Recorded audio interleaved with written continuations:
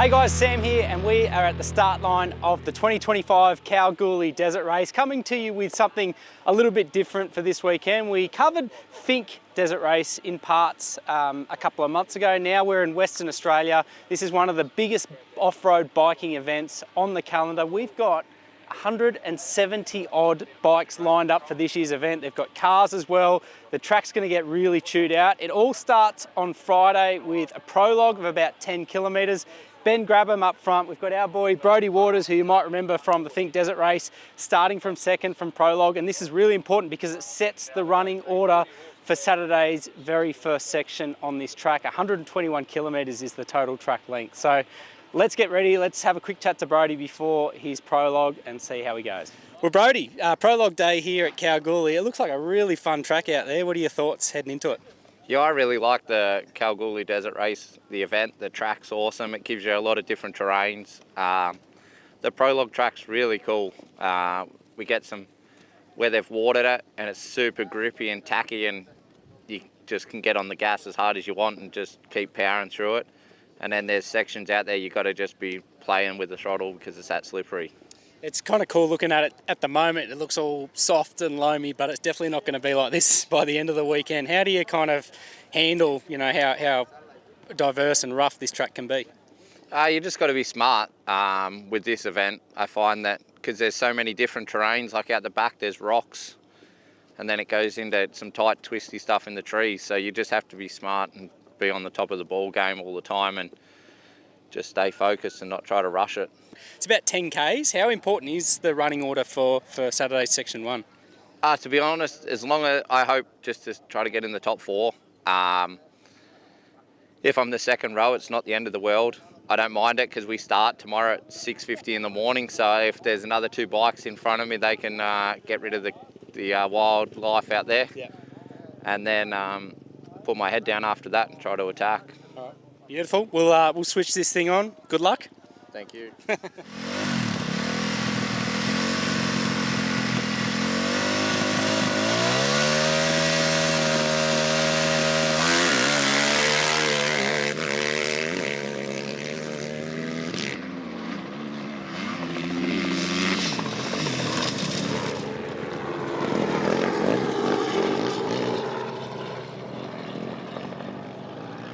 Okay, we're now midway through the Saturday here at the Kalgoorlie Desert Race. So the guys have done their prologue, which Brodie obviously topped. He was really dominant in that.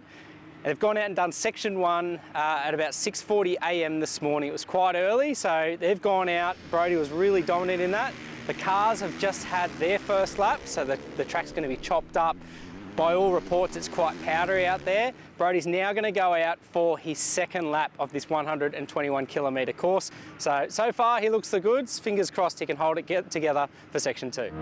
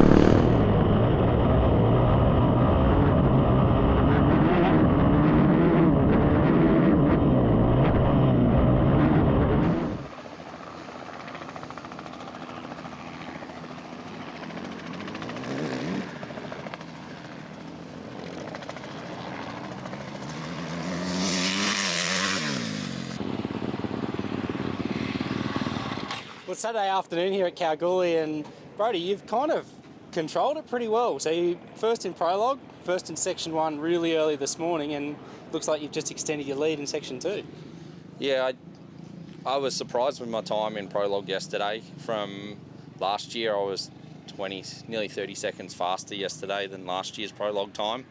Yes, they've done a bit of track work, but some of the other riders were only 2 and 3 seconds different from their previous prologue time. So I felt quite comfortable out there, and I knew from the get-go I had to put my head down from the start this morning and get in front, and I wanted to push like anything and try to break it into a little bit of a lead, and then I just wanted to do the same again on that second lap to try to extend it a little bit more, and then that way I can relax a little bit tomorrow after the cars make the track way rougher. Yeah. You said you felt comfortable, and you're obviously a lot faster. Is that bike setup? Is it fitness? Is it what's doing that? There's a few things on the bikes that I've changed since Finke, mainly due to my injury and then not riding as much. So I've made it a little bit nicer to ride, and it's when I try to sprint and try to attack, the bike doesn't feel as good, but when I set into a rhythm, it's 10 times better. And so that's just a thing that I've learnt this week actually of testing here. So I'm really happy with that, because I think that can help me moving forwards from now on. Just for people that are watching on, I mean, the speed is next level, but what's it like when you were in that full focus, middle of a stage like that? What's it like behind bars like that? I really just try to stay focused, stay thinking of what I'm doing, and just worry about myself. And then the hardest thing is when you're out, like on your own out there, your brain starts to wander. So it's like, all right, keep thinking, and I just keep trying to remember the next part of the track to just try to stay focused, because that's the biggest thing I find is my brain starts to wander off and lose concentration. I guess the other side of this is physically, it's not like you're doing a 20-minute moto. Like, these guys are on for over an hour, so you've come back, your camelback wasn't quite working, so you weren't getting water, but you look pretty fresh still. Yeah. I bit the top off my camelback, and so it was just spraying all over my face the whole lap. But yeah, it was all right. It's just a nice hour and 10-minute lap, so it's just different to motocross because they go out and go balls to the wall for 20 minutes, yeah, and we just settle into a groove. But I really don't think the pace is that much different to them. But yeah, we just do it for an hour and 10. Yeah. And just to give people, I guess, a gauge of how fit these guys are, you had a look at your watch before, so it was an average heart rate 159, and then what? Max 184. Okay. And according to that, what was your top speed then? 175 then. So yeah, getting along all right. Yeah, certainly hustling. It's great to get your insights again, and I guess a peek behind the curtain of what these guys do, what they go through, and just how gnarly it is. Thanks so much for your time. No, not a problem. Thank you. Hopefully we'll chat to Brodie again on Sunday. Okay, it is Sunday morning here at the Kalgoorlie Desert Race, and our boy Brodie starting from the front again. He currently has a 1-minute 52-second lead leading into this final 121 kilometre section. He's been pretty faultless up until now. I think he's feeling pretty good. He's really comfortable on the bike. So now that he sort of has that buffer behind him to the next closest rider, he can now sort of sit pretty at the front, hopefully free of dust and hopefully a clean run. Let's see how he goes.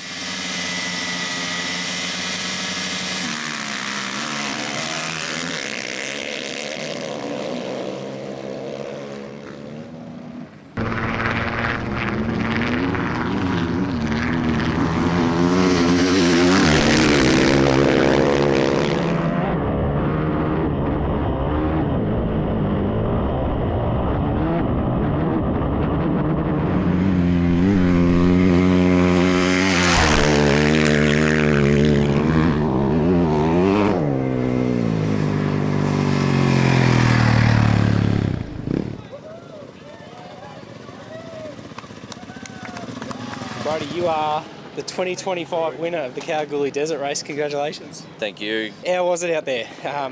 You said that it got slipperier and slipperier as you went along. How did you sort of tackle the final lap? Yeah, once the cars went yesterday for their first lap, the track got really slippery and skatey for us on the bike, so you just had to be super patient. You couldn't get on the throttle like early, and you couldn't attack the corners. You felt like you were going really slow, but I think it was a faster way to just be patient and just try to roll through the turns. But obviously when you're trying to go fast, that's not easy to do because it feels so wrong. Yeah. But yeah, I just kept telling myself just to be patient and not rush the things. You have come second here before, you've left here in a helicopter. What's it like to, I guess, overcome all of that and win it? It's been good to come back, and I've always liked this place. The first year I come here and did the little bit of riding over here I really enjoyed the terrain and everything. And then just obviously come back from breaking my back the first year here to then second to now win it. It's really good. I'm just pleased that I'm getting back there, and then even to prove to myself after Finke's efforts this year with breaking my neck, to come straight back from that to this, the hard work is paying off. What are the celebrations looking like tonight? Nah, not too big, because I've got to drive the truck home tomorrow.